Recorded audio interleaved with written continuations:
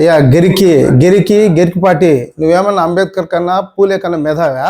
ఏం తమాజ్ చేస్తున్నావు? ఆ మధ్య చిరంజీవి కూడా తిట్టిన, ఆ రోజు నేను వేసేస్తుంది చిరంజీవి ఫ్యాన్స్ కూడా. మర్యాదగా చెప్తున్నాం, నువ్వు ఇచ్చిన మాటలు వెనక్కి తీసుకో. ఎస్టీఎస్సీ బీసీలు పిల్లలు ఏం తింటే నీకెందుకు? గూట్లే నోరు మూసుకొని చెప్పింది చెయ్యి. నీకు చెప్పింది ఏంది? ప్రవచనాలు మంచి చెప్పమని చెప్పి. వాళ్ళు కోడిగుడ్డు తింటే ఏమి, చికెన్ తింటే మటన్ తింటే నీకేమి?